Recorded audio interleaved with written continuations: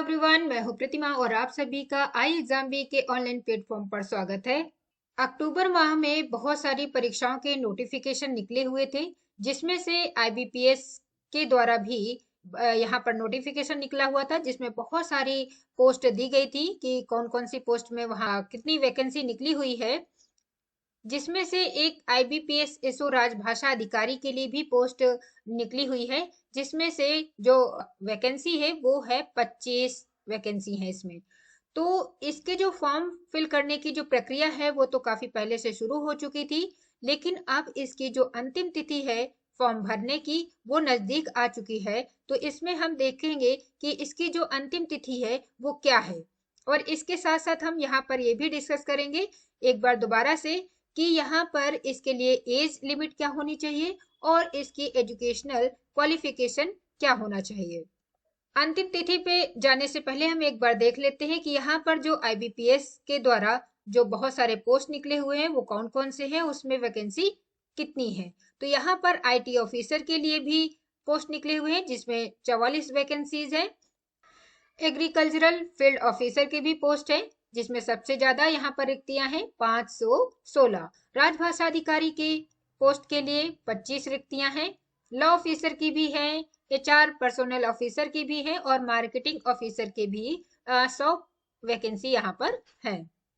अब देख लेते हैं कि आईबीपीएस एसओ राजभाषा के लिए क्या क्वालिफिकेशन होनी चाहिए। तो यहाँ पर एक चीज इंपॉर्टेंट है कि यहाँ पर सबसे पहले तो आपको ये जानना जरूरी है कि इसमें पीजी होना जरूरी है, सिर्फ ग्रेजुएशन से काम नहीं चलेगा। यहाँ पर आपको पोस्ट ग्रेजुएट होना जरूरी है, लेकिन वो पोस्ट ग्रेजुएट किस सब्जेक्ट में किस विषय में है। तो यहाँ पर अगर आपने जो पोस्ट ग्रेजुएशन है वो हिंदी विषय से किया हुआ है और साथ में इंग्लिश आपके ग्रेजुएशन लेवल पर है तो आप इसको अप्लाई कर सकते हैं। लेकिन अगर आपने हिंदी से पोस्ट ग्रेजुएशन नहीं किया है, संस्कृत विषय से किया है, तो भी आप अप्लाई कर सकते हैं, लेकिन उसके लिए आपको इंग्लिश और हिंदी आपके ग्रेजुएशन में वो सब्जेक्ट के रूप में होना चाहिए। अगर हम इसकी एज की बात करें कि इसके लिए मिनिमम और मैक्सिमम कितनी आयु होनी चाहिए, तो यहाँ पर जो न्यूनतम आयु है वो 20 वर्ष है और अधिकतम आयु जो है वो 30 वर्ष रखी गई है। अब सबसे महत्वपूर्ण बात कि इसकी जो अंतिम तिथि है फॉर्म फिल करने की वो कौन सी है। तो इसके जो रजिस्ट्रेशन की तिथि है वो 1 नवंबर से शुरू हो चुकी है और इसकी अंतिम तिथि है 21 नवंबर। तो आप देख सकते हैं कि इसकी जो अंतिम तिथि है वो है 21 नवंबर। तो 21 नवंबर में बहुत ज्यादा समय नहीं है, 2-3 दिन का समय है। अगर आपने अभी तक इसको अप्लाई नहीं किया है तो जल्द से जल्द इसको अप्लाई कर दीजिए, इसका फॉर्म फिल कर दीजिए।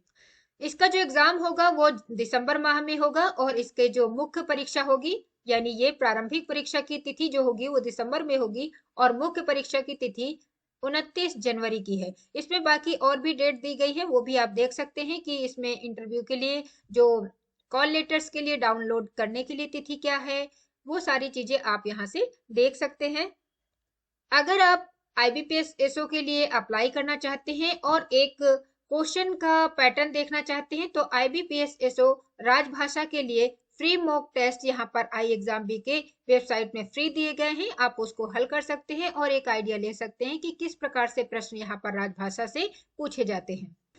अगर आप आईबीपीएस एसओ, पीएफआरडीए, सेबी या फिर आरबीआई के लिए एनरोल करते हैं आई एग्जाम बी के द्वारा, तो यहाँ पर उसके साथ में एनएचबी और एफसीआई के लिए हिंदी मॉक टेस्ट आपको बिल्कुल फ्री दिए जाएंगे। तो ये बहुत अच्छी चीज है। अगर इनमें से किसी एक में भी आप एनरोल करते हैं तो ये सारे मॉक टेस्ट आपको फ्री मिल जाएंगे, तो आपकी अच्छी प्रैक्टिस हो जाएगी। तो इसकी अंतिम तिथि जो है वो 21 नवंबर है। तो अगर आप अप्लाई करना चाहते हैं, इसका फॉर्म भरना चाहते हैं, आईबीपीएस एसओ राजभाषा अधिकारी बनना चाहते हैं, तो जल्द से जल्द इसके फॉर्म भर दीजिए।